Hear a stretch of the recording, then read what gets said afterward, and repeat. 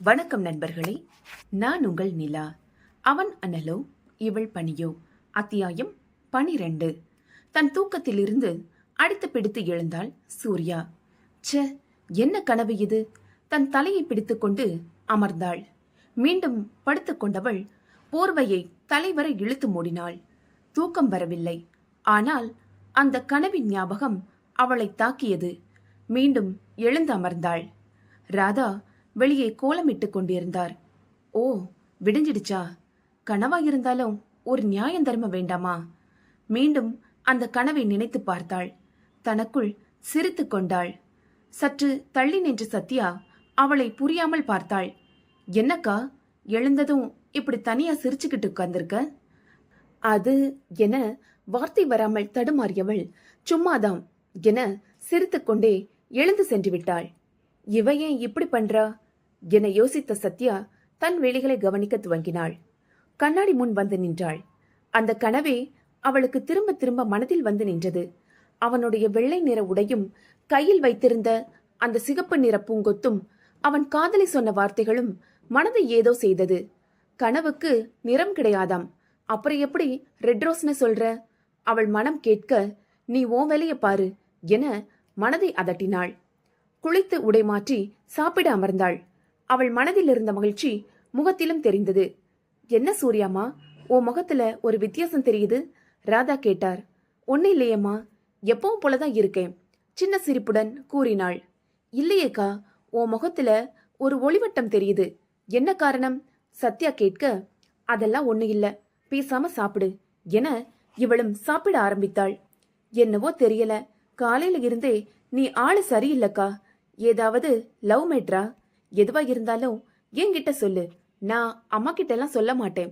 Sathya husky வாய்ஸில் சூர்யாவின் அருகில் வந்து கேட்க, கொஞ்சம் கிட்ட வாயே. சூர்யா இவ்வாறு அழைத்ததும் ஏதோ ரகசியம் கூறப்போவதாக நினைத்து சத்யா அவள் அருகே சென்றாள். அவள் பக்கத்தில் வந்ததும் அவள் காதை பிடித்து திருகினாள். ஆ என அவள் அலற, உன் வயசுக்கு தகுந்த முறையில பேசணும் என்ன?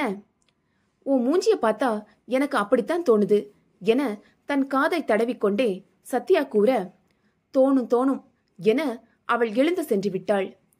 ஒன்னும் இல்ல என அவள் உதடுகள் கூறினாலும் உண்மை அவள் மனம் அறிந்ததே. அன்று காலையிலேயே அவன் நினைவுடன் விடிந்ததாலோ என்னவோ உடலும் மனமும் துள்ளலுடன் காணப்பட்டாள். கடையில் சந்திரிகாவும் அவளிடம் கேட்டாள், என்னப்பா, ஃபேஷியல் ஏதாவது பண்ணினியா? அதெல்லாம் ஒன்னும் இல்லையே, நான் என்னைக்கு இதெல்லாம் பண்ணியிருக்கேன்? உன் முகத்துல ஏதோ ஒன்று இருக்கு, இன்னைக்கு உன் ஃபேஸ் வித்தியாசமா இருக்கு சந்திரிகா கூற, இன்னைக்கு எல்லாரும் ஒரே மாதிரியே கேக்குறீங்க? அப்போ நான் கரெக்டா தான் கேட்டிருக்கேன். சரி சொல்லு, என்ன விஷயம்? போ சந்து என அவள் சலிப்பாக கூறினாலும் முகம் சற்று சிவந்திருந்தது. சந்திரிகா அதனை கண்டு கொண்டவள், ஹே சூர்யா, சொல்லுடி, வீட்ல அம்மா ஏதாவது அலைன்ஸ் பார்த்திருக்காங்களா? இல்ல சந்து. இல்லையா? அப்போ வேற ஏதாவது ப்ரொபோசலா? சொல்லு சொல்லு, யுவா சார் ஏதாவது சொன்னாரா? சந்திரிகா விடாமல் கேட்க, சூர்யாவால் அதற்கு மேல் தன் மனதை மறைக்க முடியவில்லை. சந்து, நீ ஏதாவது முடிவு பண்ணிக்காத. உன்கிட்ட சொல்லாம நான் வேற யார்கிட்ட போய் சொல்லுவேன்? சரி, இன்னைக்கு சாயந்தரம் நாம வேலை முடிச்சிட்டு போகும்போது இத பத்தி பேசலாம், சரியா என அந்த பேச்சை அத்தோடு நிறுத்தினாள் சூர்யா. அன்று முழுவதும் தேவ் தன் அறையிலேயே இருந்தான். ஒரு முக்கிய நகை கண்காட்சிக்காக புது வகையான நகையை வடிவமைப்பதில் யுவா மற்றும் தேவ் வேலையாக இருந்தனர். சூர்யா அவனை எதிர்பார்த்து சோர்ந்து போனாள். சந்திரிகாவும் அவளை கவனித்தாள். யுவாவை பார்க்காத ஏக்கம் என நினைத்து கொண்டாள். மதியம் உணவு இடைவேளையின் போது சந்திரிகா சாப்பிட்டு விட்டு சென்றுவிட சூர்யா அதன் பிறகே சாப்பிட வந்தாள். பெயருக்கு ஏதோ குறித்தவள் எழுந்து வெளியே வர அவன் மீது மோதி நின்றாள். நிமிர்ந்து பார்த்தவளின் இதயம் ஒரு நொடி நின்று துடித்தது. அவள் மோதியது அவளுடைய விஜயின் மீதுதான். சிலை போல அவள் நிற்க அவன் புரியாமல் அவளை பார்த்தான். சட்டென நினைவுக்கு வந்தவள் சாரி என கூறிவிட்டு ஓடிவிட்டாள். தங்களுடைய வேலைகளை முடித்துக்கொண்டு அன்று சீக்கிரமாகவே இருவரும் கடையிலிருந்து கிளம்பினர். ஒரு காபி ஷாப்பில் வந்து அமர்ந்தனர் சூர்யா மற்றும் சந்திரிகா. சந்திரிகா இன்னும் அவளை விடாமல் கேட்டுக்கொண்டிருந்தாள். சரி சரி சொல்றேன் என்றவள் காலையில் தனக்கு வந்த கனவை பற்றி சொல்ல ஆரம்பித்தாள். நிஜமாவே அது ஒரு கனவு மாதிரி இல்ல சந்து. ஏதோ நிஜமா நடக்க போறது கனவா வந்த மாதிரி இருந்துச்சு. அந்த கனவை பற்றி சூர்யா அனுபவித்து கூறினாள். ஆனால் அது தேவ்தான் என்பதை பற்றி அவள் கூறவில்லை. ஆனால் சந்திரிகா அதனை யுவா என தவறாக புரிந்து கொண்டாள். இத பத்தி நான் உன்கிட்ட சொல்லும் போதெல்லாம் நீதான் அந்த மாதிரிலாம் எதுவும் இல்லைன்னு சொல்லுவ. இப்ப அவர் உன் கனவுலயே வந்து லவ் சொன்ன பிறகுதான் உனக்கு புரிஞ்சிருக்கு. சரி சரி, நீயும் அவர் கனவுலயே போய் பேசாம நேர்லயே போய் சொல்லிடு, Yuva I love you so much அப்படின்னு. சந்திரிகா கூற, ஏது யுவாவா? நான் எதுக்கு அவர்கிட்ட போய் எதை சொல்லணும்? சூர்யா புரியாமல் கேட்க, என்னடி நீ திரும்பவும் குழப்புற? நீதானே யுவா சார் உன் கனவுல வந்ததா சொன்ன. ஐயோ, நான் சொன்னது யுவாவை இல்ல, என்னோட விஜய பத்தி சொன்னேன்.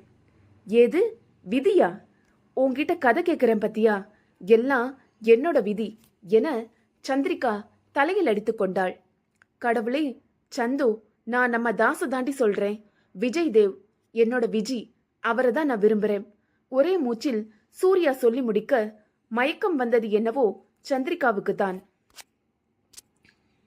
ஹே சூர்யா, நீ என்ன லூசாடி?